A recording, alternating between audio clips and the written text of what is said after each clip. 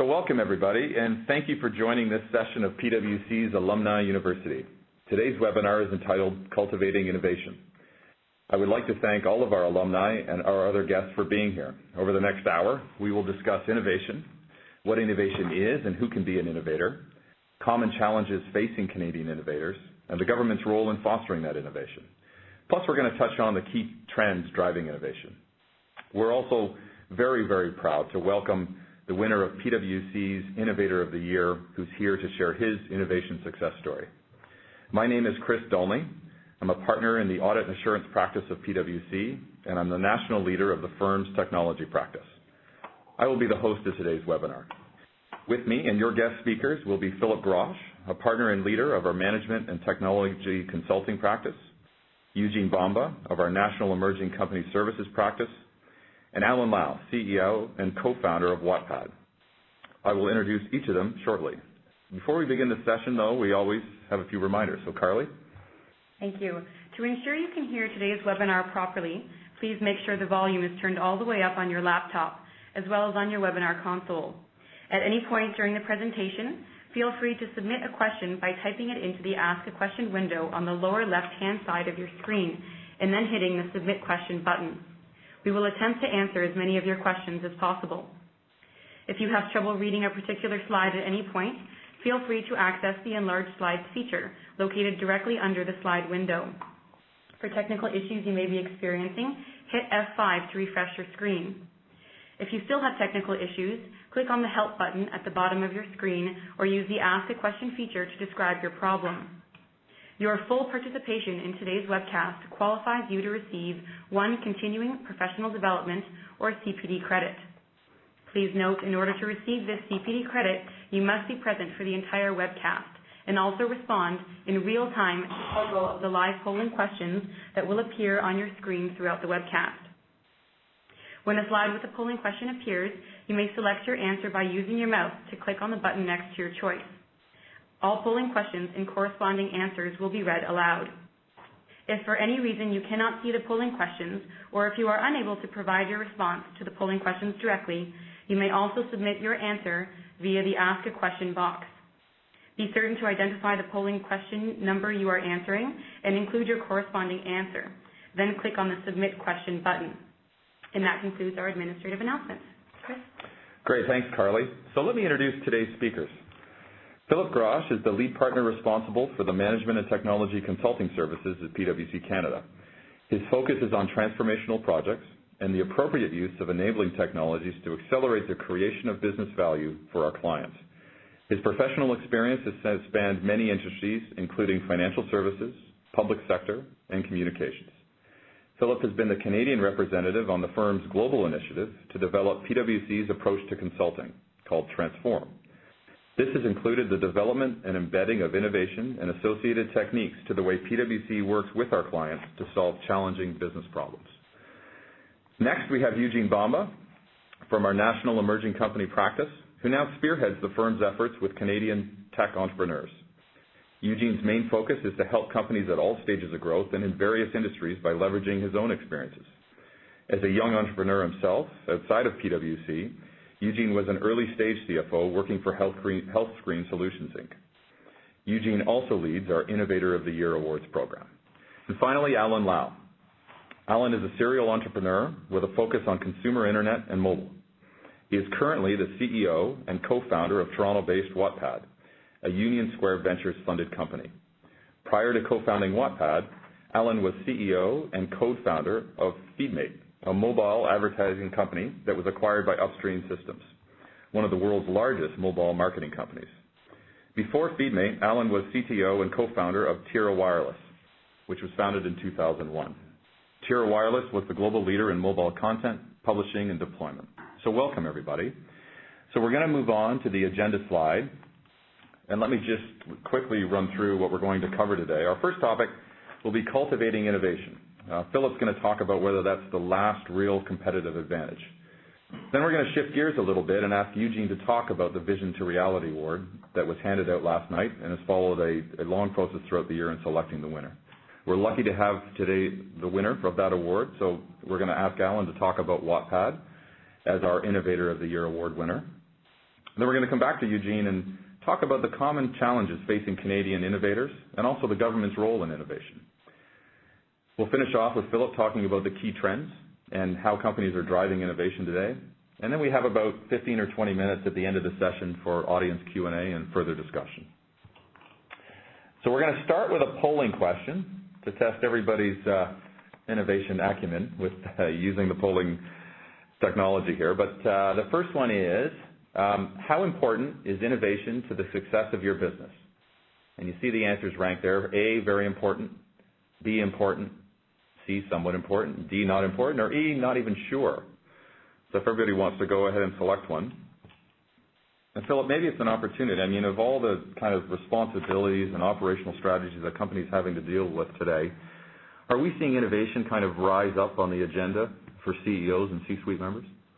Yeah, I think certainly over the last several years, as the rate of change in the competitive environment is increasing, it's really risen to being on most CEOs' agendas. And as a result, people are starting to recognize that innovation is not invention, and the understanding that there are a number of organizations who have the ability to continuously innovate, and the question is, how does that happen? So as organizations recognize that, we start to see it, yes, on the executive agenda, the creation of innovation functions, and in a number of situations, the increase in R&D spending. And I'll talk about a number of these elements as we go through the discussion.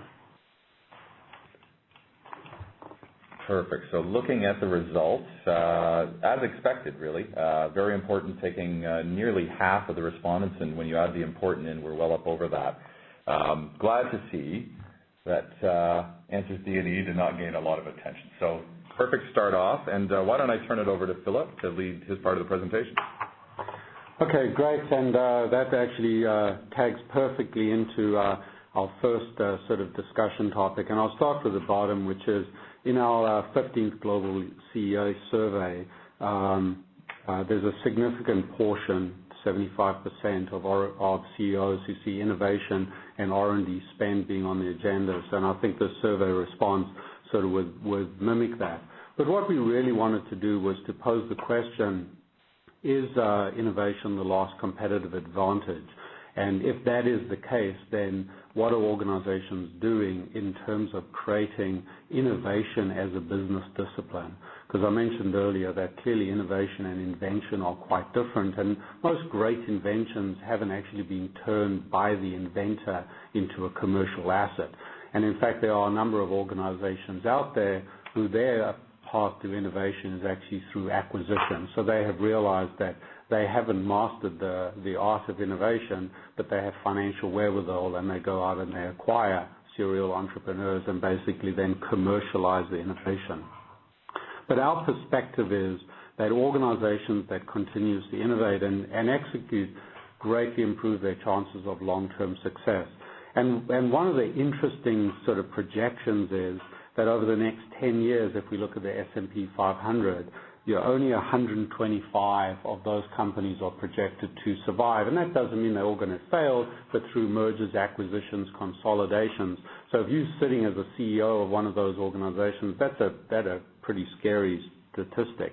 The other element that is driving the need for innovation is this acceleration of globalization, obviously the ongoing sort of global economic pressures, and then the other one, which is this massive wave of disruptive technologies that are really forcing well-established organizations to rethink who their natural competitors are. And obviously there are a lot of well-known organizations like a Google who really came from a particular space and now is posing, a pretty significant threat to well-established organizations like Microsoft. So we can't start a conversation about innovation with talking about it isn't actually easy, because if it was easy, there would be a lot more organizations who have actually solved the issue. So as we look at it, there are clearly a number of items that cause challenges for innovation. And the first one is bureaucracy, which is actually a requisite as organizations get larger, so really become rules-based. And as those organizations become bigger, bureaucracy is actually the anti-innovation. The second one is this need for stability, especially for large public companies, with the financial demands and the demand on delivering predictable results. It's very difficult to sit back and say, I'm looking where we're going, and maybe I'm going to start betting the business on new and interesting product areas. And more and more as this rate of change is happening, if I go back to Microsoft with their launch of Windows 8, taking a product line that accounts for about 25% of their revenue and really recreating it and coming up with something that is substantially different, I think that starts to show what leadership does in that ability to say, we are going to go against that current norm.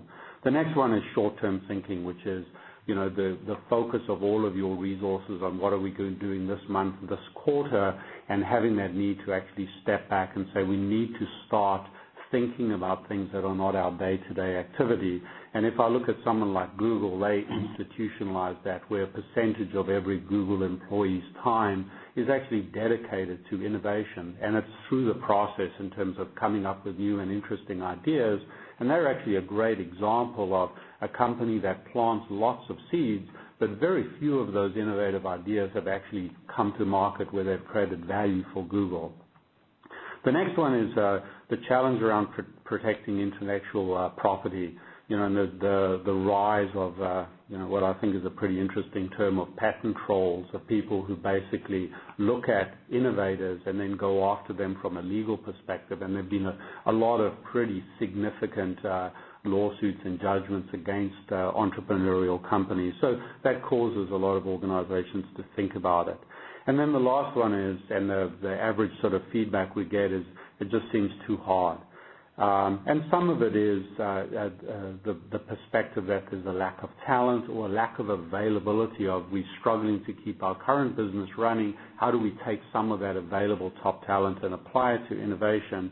And then the other element is, and we find this a lot, is organizations see the value and importance of innovation, but they look at it and say, we just don't know how to do it. So the next element is talking about, as we see organizations who start to embrace it, innovation is clearly not something that one person sits in a corner and comes up with the idea and then magically transforms the business. So we do see a number of roles. There are obviously some exceptions. If we think of people like Steve Jobs and Schultz from Starbucks, those are individuals that I would put into more the creative genius category, where it's one individual with a real force of will comes up with an innovative idea and then drives that formula through the organization. A lot of other companies, if we think of someone like GE, who's really phenomenal at innovation, or 3M, it's not one individual. They have an institutionalized approach to innovation. So there's a number of roles that take place. So the first one is the creator. How do you actually create those new and interesting thoughts and ideas, which is planting the seeds for what can happen. And in a lot of situations, that doesn't actually translate to a very senior member of the organization. It could be someone who's on the front line. And if I look at an organization like the Ritz-Carlton, they've done a very good job at actually empowering the people who interact with their customers in terms of rethinking how they actually deliver the Ritz experience. The next one is the guide, which is really putting that structure in place to provide the support and capability and mentoring, so that as you're starting to create these roles of the creators, there's champions and there's people who can provide the support and nurturing.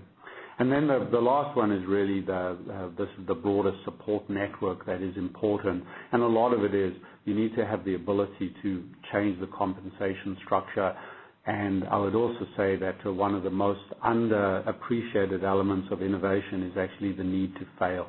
So to have that network in place where you actually celebrate failure, not what traditionally organizations do. We start something, and if it fails, we sort of declare victory and pretend it didn't happen.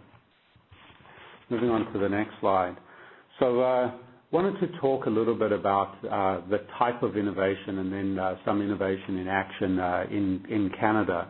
So typically when people say give me examples of companies who are innovators. We go to the classic and well-known and understood organizations. Apple is obviously top of the heap, but then we get into Google, 3M, GE, Procter & Gamble, Amazon, and obviously phenomenal organizations, and they're well-known and they've created significant value. The next thing is the success of an innovation organization isn't actually directly correlated to the amount of money you have to spend. And I think the best example of that of Apple.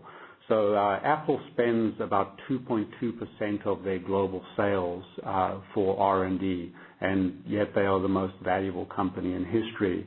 If we compare them to Microsoft, Microsoft spends 13% of the R&D budget versus sales, so clearly significantly more, and Microsoft is also obviously very good at it, but Apple has figured out a way to actually not spend a lot relatively to their competitors and deliver phenomenal results. So then when we look at innovation, innovation isn't I build a new technical product. It actually covers multiple types. So it can be from a business model, a different way of actually delivering a solution. And if I think of organizations like a Salesforce.com, who basically went after the traditional on-premise application delivery model and said, we're going to rethink how we actually deliver it, and completely sort of shakes up a very well-established industry. Then we've got somebody like Apple, and clearly they innovate on multiple fronts, but, people would look at them and say on the product side, they clearly did a very good job. Procter & Gamble, their product development process is clearly world-class and embraces innovation in terms of how they actually go out building so many new consumer-type products in such a rapid fashion, and they've been doing it for years. And then the last one is really where we talk about customer, and I think Lululemon is a great example where they really looked at a customer segment and engaged them in a very different way and basically created a new market. So when we look at Canada, there's a couple that I just wanted to sort of reference quickly, and they are written up in the Cultivating Innovation white paper that PwC recently released. So Ontario Telemedicine Network is really an organization that looked at emerging technology and has found a very innovative way in terms of how they deliver healthcare services, linking the scarce talent of healthcare professionals to a very large distribution area of where the patients are. The next one is well.ca, which is Canada's largest sort of online health and beauty store, and they've really done some very interesting things around marketing innovation. And I would say this is a good example of, they didn't create this idea, because there are certainly a number of organizations like Tesco globally who have taken this concept, but they've taken it and they've used it to innovate how they actually market their business. So this concept of a pop-up store, putting it in a Toronto subway so you can go in and see the product while you're waiting for the subway train, scan the product on your phone, basically deliver it, and it gets delivered to you the next day. So those are small, nimble organizations that have done pretty interesting stuff. You don't have to be small and nimble. You can actually be large and well established. So Manulife did some very interesting things around how they deal with their global information risk management function. So they operate in multiple territories, so Canada, the US, and Asia. And risk management, especially in a financial services company, is critical, but can be very time-consuming and complex. So the way that they did it was they actually applied innovation in how they set up their organization to have global center of excellence, where there's sharing of knowledge and experience across a very diverse set of operations. And then they came up and they used some very interesting collaborative techniques in order to capture all the different views and perspectives from those different territories, and they continue to do that as they evolve it. So that sort of gives me the cause to pause. So those are really some of the key elements that we see in terms of foundation sort of Innovation 101. And with that, I would like to hand it over to Eugene. Thanks, Phil.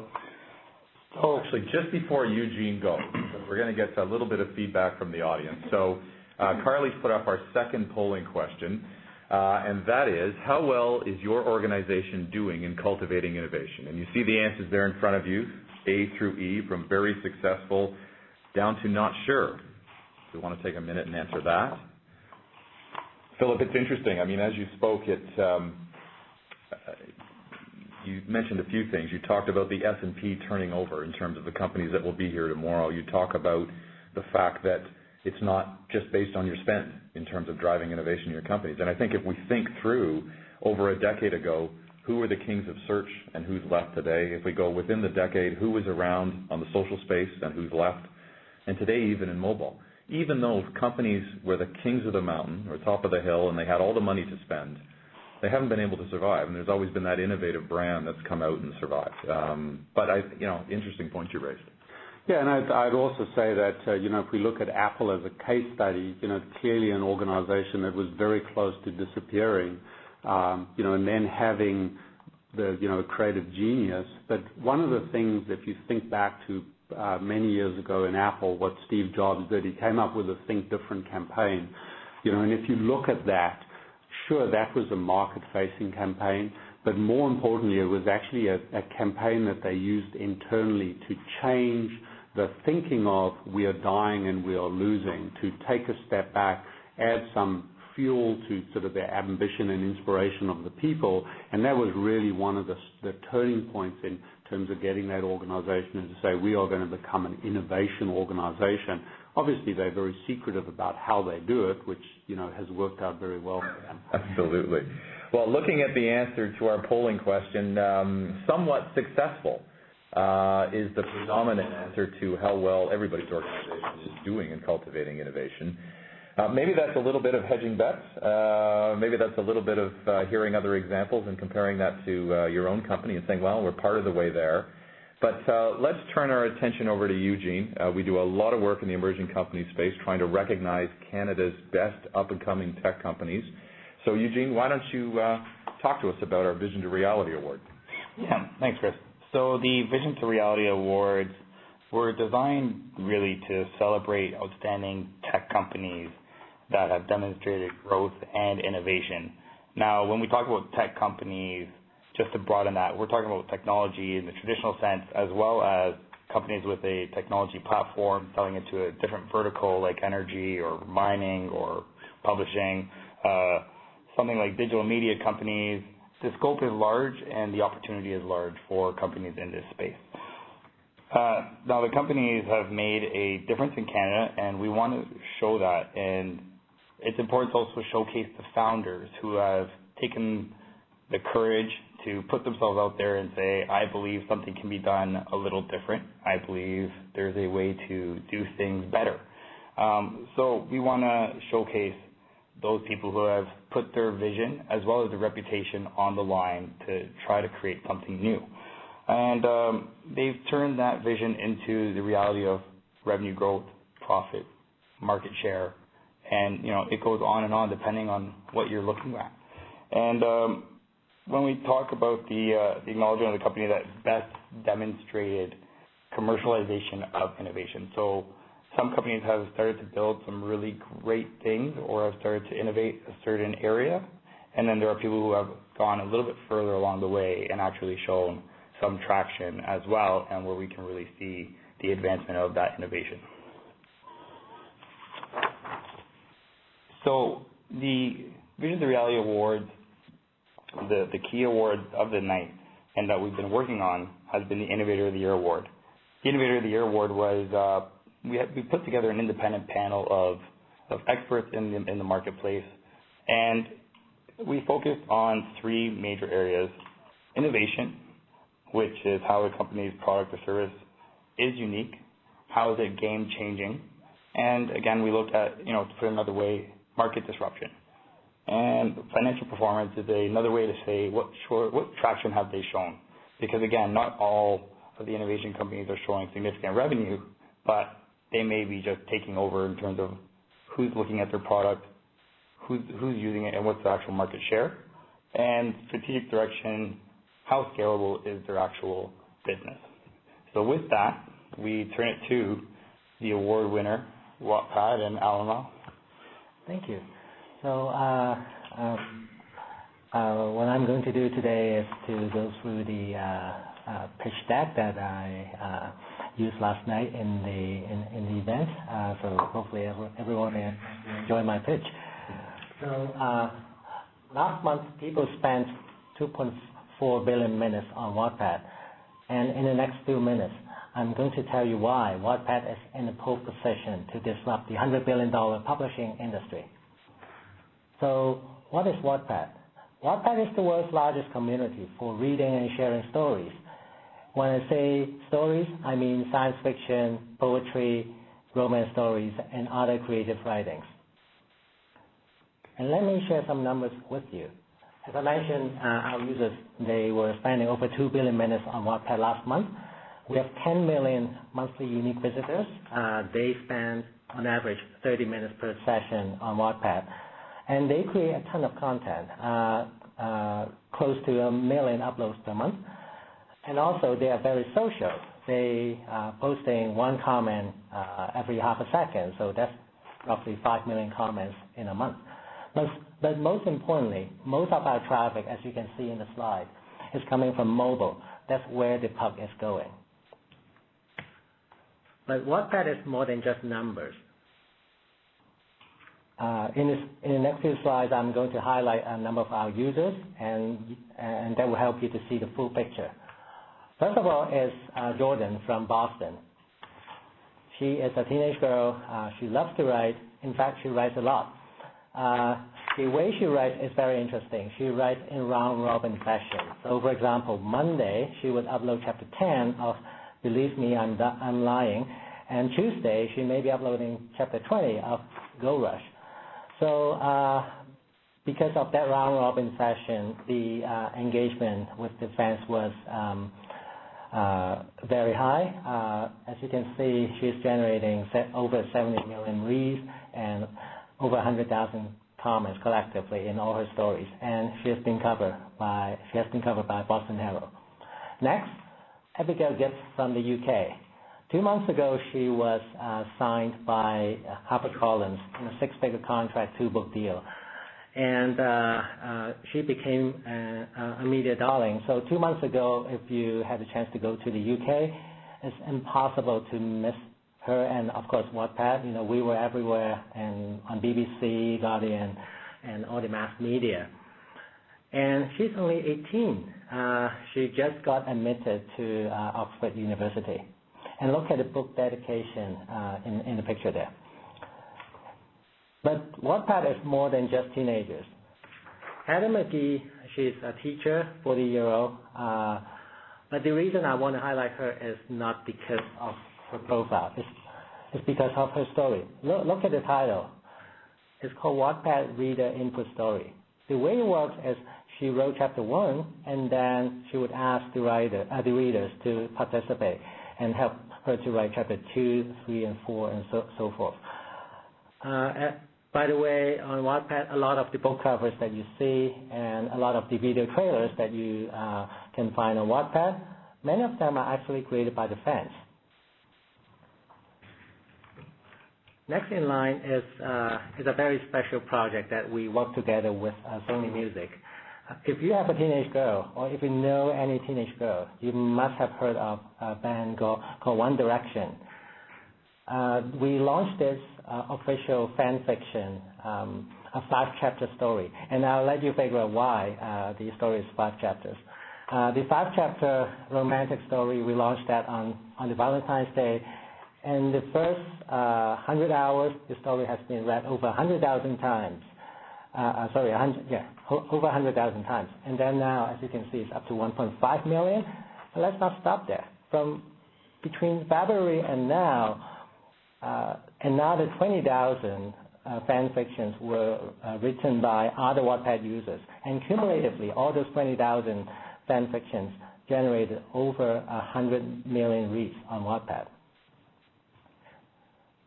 Last but not least, Margaret Atwood. If you haven't downloaded the Wattpad mobile app yet, go to the App Store and download this.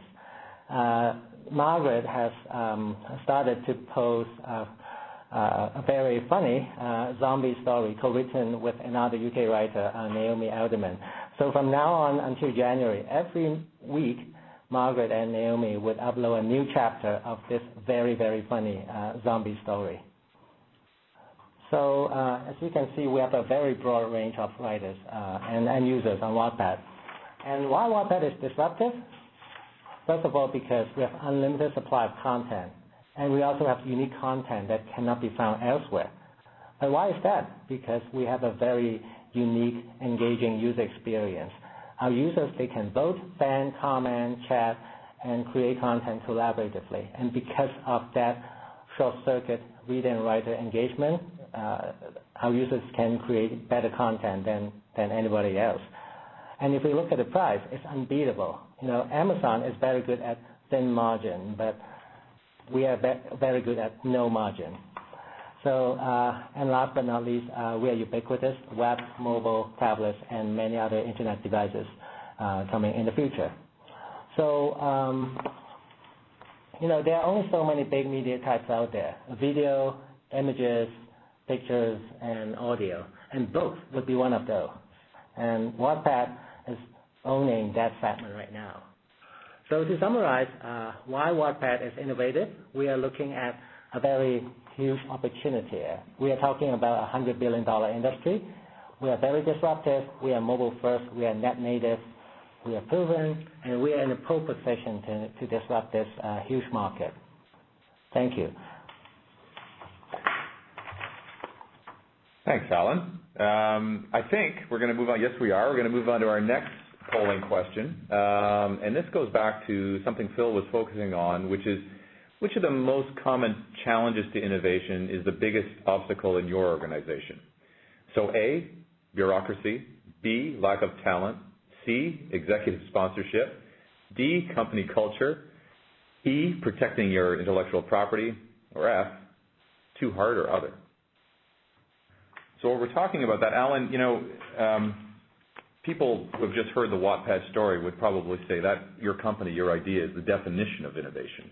And from an emerging company perspective, how do you keep that innovation going? Because what we heard Philip talk about was the challenge in a larger company, the challenges with everything we see on the screen. As a smaller company expands, how do you keep that culture alive? Yeah, it's challenging for a growing company as well, because there's something I talk about internally. It's called the Get Things Done Index. When the organization grows, you have more people involved, and every single decision is taking a longer time. When we were two guys in the basement, I only need my left brain to talk to my right brain, so things get done really quickly, and we can try things out really quickly. But as the company grows, it's getting harder. The key is to make sure the decision can be made as quickly as possible, and people can try new things without the fear of being punished if you fail.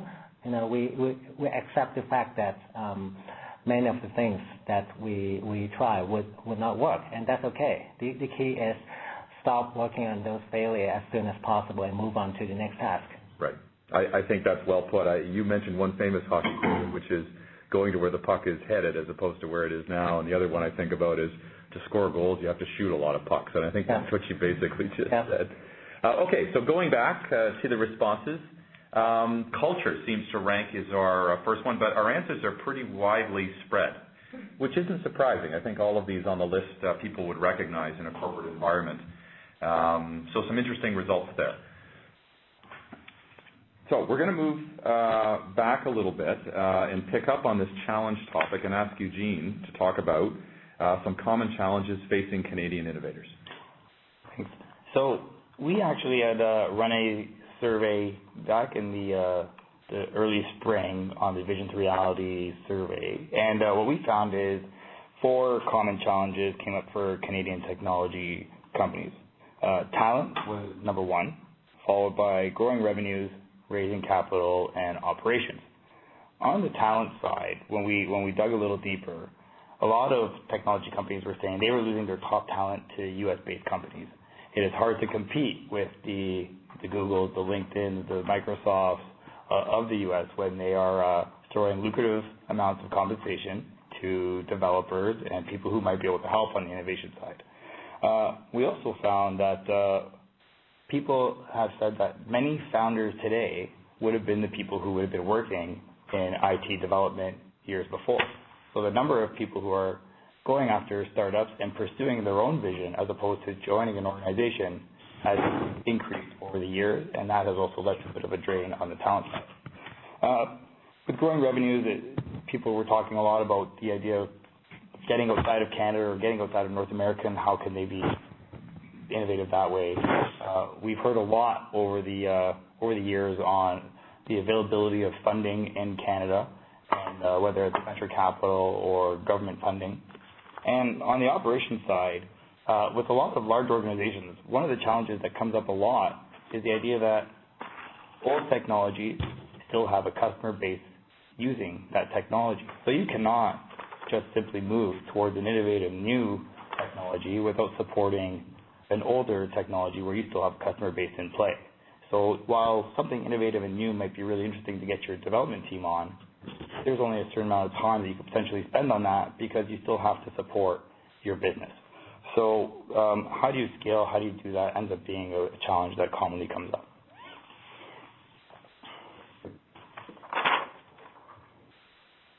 So interesting challenges from that perspective.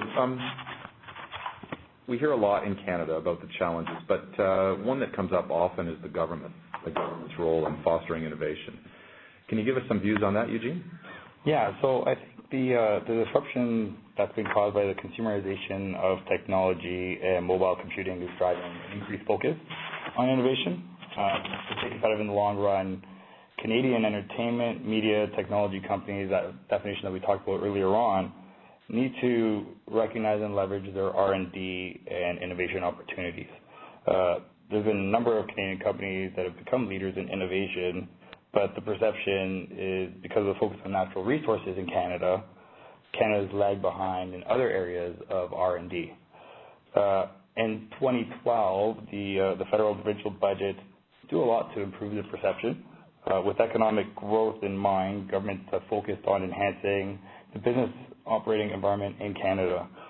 It includes the enhancement of the tax and regulatory environments, increased access to foreign markets, and promotion of certain economic drivers. And at the forefront is the greater focus on innovation, especially with small and medium enterprises. By focusing on the private sector in particular, the support's going to include the creation of early-stage risk capital and large-scale venture capital funds, promotion of BDC's venture capital activities, and funding to various R&D organizations and educational institutions. Canada's federal and provincial governments have shown strong support for the technology industry, and they've taken important steps. But as digital consumption becomes the norm and demand for digital distribution accelerates, there's a number of steps that we're going to need to do to retain talent in Canada. So we encourage the government to, number one, develop a tax policy that encourages businesses to retain their IP in Canada and to expand into international markets. It requires Canada to offer overall competitive corporate tax rates as well as favorable tax rates on IP exploitation. Also, the second thing would be to help Canadian companies gain access to the capital they need to grow, to innovate, and to mature. So again, the common complaint of, where's the funding in Canada? I'm a startup and I need to raise money. And some have done a great job at doing that, but other people have struggled. And again, the complaint was being, if I was in the U.S. or if I was in Silicon Valley, I can go and raise money immediately versus here where it's a tough slog, and that's an issue that needs to be addressed. And the third piece is support the growth of Canadian technology, entertainment, digital media companies to succeed globally, not just in Canada. So a lot of companies have big vision, and we also challenge companies to say, don't just think Canada and U.S., think international. Why aren't you in Europe? Why aren't you in Asia? Wattpad, for example, has users all over the world. Think globally. That's going to be a big issue. Definitely a big issue. As I travel the world with some of our multinational clients and you see the changing demographic, the changing dynamics around the world of population and dollars, this is extremely important to Canada's future. And Alan, as Eugene was talking there about the Canadian companies' normal complaints about raising money in this country versus other parts of the world. You've been there, done that. You're doing it again. From somebody who lives this, what are your thoughts on that topic? To give you the context, my first company was also venture-backed. We raised $30 million from U.S. VCs from the Valley, Boston, and also Canadian VCs. And my current company, Wattpad, also a venture-backed company, we raised money from Canadian VCs as well as Union Square from New York and Jerry Yang and Coastal Ventures in the Valley. So I'm trying to see this from both sides of the table. Raising money is always hard. People have the perception that if I go to the Valley, I'll be able to raise money. That's totally untrue. You still have to be that top 10% or top 20%. Take a number. Right. No city, no country will fund 100% of the entrepreneurs. You have to accept this fact, and that's number one. And number two, if you are creating a very innovative product that has traction, whether in form of revenue, user base, or some success, then the investor will come. I believe the internet has changed even the funding market substantially because the cost of starting a new company, 10 years ago, you need to raise $5 million just to get started. Now, two guys in the basement can create a company like Instagram. You don't have to have a lot of capital anymore. That's the good thing. But the bad thing is everyone is doing that. So it's much harder to get above the crowd. So you really have to get to the top of the 10% before you can get funding. But the geolocation is, I would say, less important than before. And also we have to recognize the fact that, especially in the internet segment, 10 years ago people were investing in routers and stuff like that. You have to have a lot of capital. You have to be in the Silicon Valley, for example, to do this properly. But now that layer of innovation is done, completed. People are innovating in the application layer, like the social application, photo sharing, using Instagram as an example, Facebook. In that layer, you can live in the North Pole and still be okay. So I think it's great for Canadian entrepreneurs or anyone living outside of the Silicon Valley. It's actually much, much easier now. Very interesting. I mean, you mentioned a lot of the barriers that have fallen down, and everybody's kind of rushing to the game to create their own innovations and companies. And that's making big companies stand up and pay attention on a lot of competitive fronts. So, Philip, we're going to turn it over to you to talk about how one can drive innovation. Okay, great. And Alan, thanks for sharing that story. It's certainly a great example of innovation in action. When we talk about trends, I think it's really this growing realization that innovation is a process and it's actually a business discipline. So I think that if you start with innovation without method, really is luck, and clearly, as everyone knows, luck maybe happens once. It's like buying a lottery ticket. But clearly, innovation needs to be a repeatable process. How can you do something that on a regular basis you innovate across all the dimension on the various innovation types? I think the other element that we look at is if we think of a lot of innovation is around transforming the way the business operates, the way you engage your customers, certain processes, financial elements, and product development. Those, in most cases, are transformational in nature. And transformational projects actually have a very high rate of failure.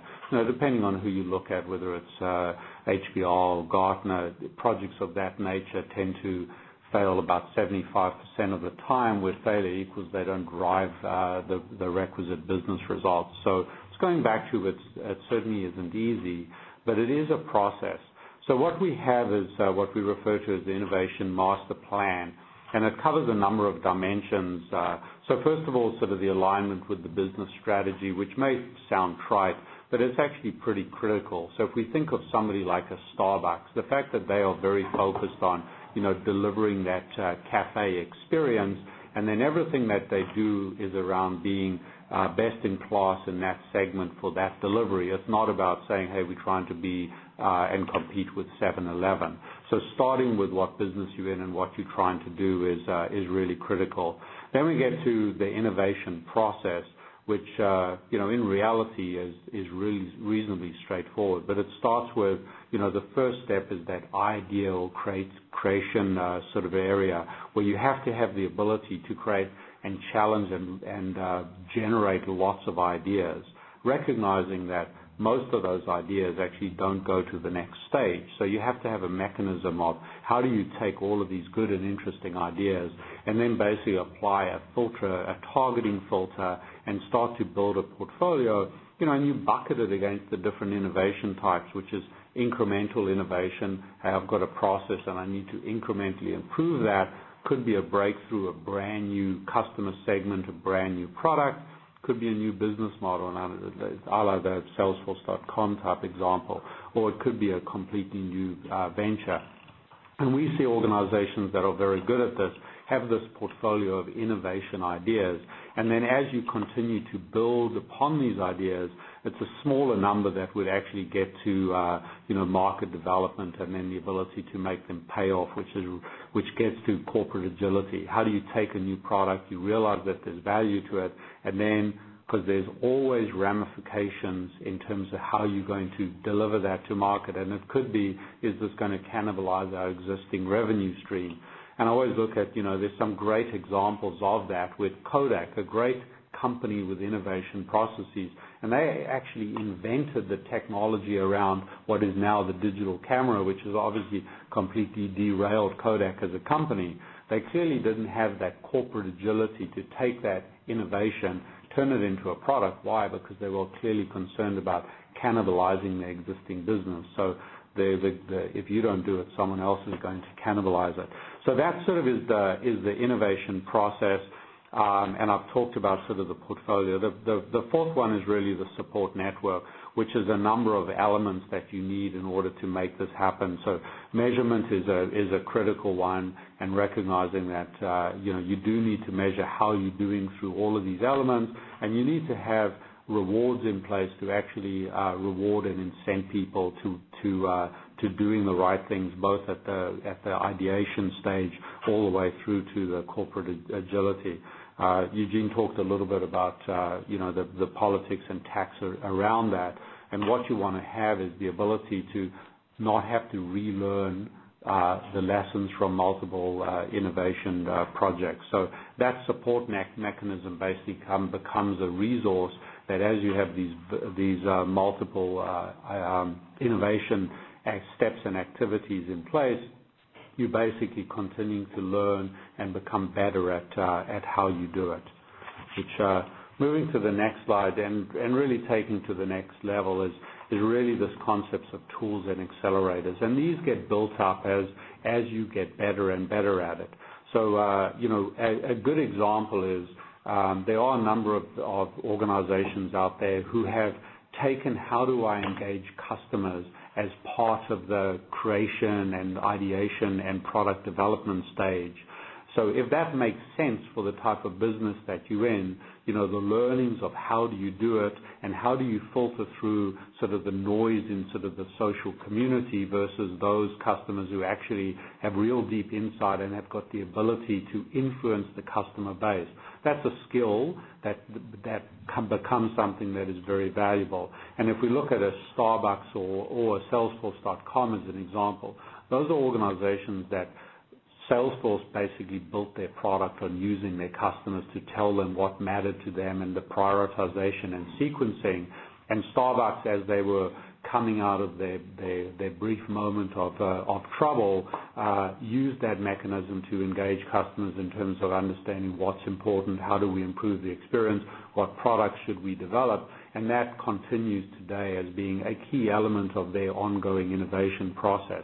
So there's a number of areas that we think about. So even things of, we talked about the roles in innovation. So as somebody starts and it's like, hey, I've got this great idea and we're going to try and turn it into something, giving them that support mechanism to help explain these are the type of roles and capabilities that you need. One that I do want to dig into a little bit in more detail is the importance of a scorecard, which we always talk about the importance of measurement. So how do you do this in a framework of innovation where lots of things go through it? You need to have that ability to fail. So this is sort of the framework that we like to look at, and I'll talk about the 4 pillars in terms of why they are important. So the first one is input, which is really it's things like how much money are you spending on R&D, how many ideas are you generating, back to that importance of having a mechanism to create lots of ideas, and similar to the Valley not funding 80% of the people and only, the top 10 or 20%, it should be the same thing. You need a process and you need to measure it. So if you're going to create one idea that goes to the next stage, maybe you need to create 100 ideas. And then the last one is people. How do you engage the people in your organization and actually measure and understand? Because if you don't do that in the war of talent, you're actually sub-optimizing your capability to do it. So the next one is really around activities. So how are you doing in the next phase in terms of your portfolio? What relationships are you building? Then the next one is output, which is as you start to build this, so it could be something like patents, whereas if you look at an organization like IBM, so they create the greatest number of patents every year. Why do they do that? Because they actually measure, incent, and reward people, and it's worked very well for them. The other measure can be something like the number of products, process improvements, and then the other one that I referred to earlier, which I think is very interesting, which is you should actually measure the number of failures. Because the key belief is if you are not failing, you are not actually being effective in an innovation process. And then the last one, which is clearly what does all this mean? It's the actual result, which gets into, what does this actually mean to your organization, which is dollars, impact on customers and efficiency. So that's the type of scorecard that we typically see organizations putting in place. But, whichever one you use, I think that the important thing is to understand the process and make sure that you're measuring all elements of the process to drive it forward. And just sort of a final thought is, frameworks are obviously interesting and important, but innovation really starts with sort of individuals with that mindset who say, I want to look and do something different, which is, the think different type structure. The other element that a lot of people look to, and it came to in the polling questions, which is culture, and what happens if the CEO isn't an inspirational innovator? That doesn't necessarily mean that you can't create innovation, because in a lot of organizations, innovation and the culture actually starts in small areas. So how do you go about doing that? And I referenced Kodak, so clearly there were people inside Kodak who were innovating, and let's not forget that IBM created the PC. So it's really around what do you do to empower your people to think different. So thank you. Thanks, Philip. I'm looking at the clock, and I think we've got 5 minutes for questions, and we've had a lot of them come in. So let's deal with a couple before we're out of time today. But Alan, a lot of questions about Wattpad. Very engaged audience out there asking questions about what you've done. Good. The first question is, can you explain the thought process or the event that inspired your idea to create Wattpad? So really looking for an idea of that spark. Yeah, I can spend the next 2 hours. You have 5 minutes left. Well, in short, there were 2 things that we were looking at early on. Number one, as I mentioned before, mobile. We saw this coming. We have to go where the puck is going. That's number one, very important. Number 2 is we were joking in the early days, we were just too lazy. We want our users to do the work for us. And of course we were joking, but I think the idea behind this is in the traditional system we have, the publishers, they are being the curator of the content. That system is just so gigantic, so many moving parts in there. We want to short circuit that. And the best way to do it is let the user figure it out, because the internet is very good at, connecting people. Why don't we outsource that to our users? So there are a few elements of that, but I believe those 2 are the most 2 important events or ideas that sparked the entire innovation. Yeah, I really like your point on mobile. If I think about the hottest companies out there today, a lot of them don't even have a website. It's all developed for mobile applications. So there's a real shift in what's going on. And I don't think you're that lazy, by the way. But So our next question, very quickly. In your opinion, would crowdfunding be a good addition for Canadian entrepreneurs? And Eugene, we've heard a lot about this. There's a lot of noise out there about it. But from a Canadian perspective, any good examples? I think there would be a lot of opportunity to do it. You look at something like Kickstarter, for example, out of the U.S. and the things that have come out from there. And I think people are looking for that opportunity to see more companies succeed, and people want to get more involved as angels and as funders. How you would make that work with equity ends up being the big question right now with the government, and that being a major hot topic. And how they decide to sort through that is something I think a lot of people are asking for, and hopefully we see the government making that innovative change to say, yeah, we're going to that's happening over here. Right. Let me do one or two more quickly, and Philip, maybe we'll point this one at you because you did touch on this in the last part of the presentation, but the question is around listening to your customers. So it says, I believe that innovation comes from listening to your customers. And the reason why so many companies don't innovate is because they're too focused on the bottom line and they're focused on cost. You have to invest to innovate is a thought. What do you think? Yeah, so I agree, and I think that focus on the short-term cost reduction in the absence of innovation clearly drives organizations to a certain sort of thinking, which is when we talked about the challenges against innovation, that's clearly one of them. I think listening to customers certainly has worked very well for organizations, and obviously that is critical. There are a number of examples of an Apple where someone really creates something that is completely disruptive. They didn't do that by focus groups and listening to customers because they weren't actually customers, so they had to create something net new. So typical well-established organizations improving process and your interaction, clearly listening to your customers and evolving your products to meet those needs is critical. But there are some scenarios, especially as we see these disruptive technologies and the impact on mobile. If we think of the last couple of years, if you had listened to your customers, we probably wouldn't have sort of the mobile capabilities that we have today. Right. Okay, well, I think we've probably run out of time, so I want to thank everybody for being with us today. I'd really like to thank our speakers. I thought that was a great discussion, so thank you for sharing your insights, gentlemen. For those of you who have submitted questions that we weren't able to get to, we will respond to each of them directly by email. And as a reminder, if you have requested a CPD credit, you will receive your certificate via email in the next 5 to 7 business days following the presentation. Please remember there is a short survey following the webinar. We really do value your feedback to make these better and better, so please take the time to complete it with your honest feedback. And for details on our upcoming webinars, please check your inboxes regularly. We will fill them up. And on behalf of PwC's Alumni University, thank you again for joining us today. Bye-bye.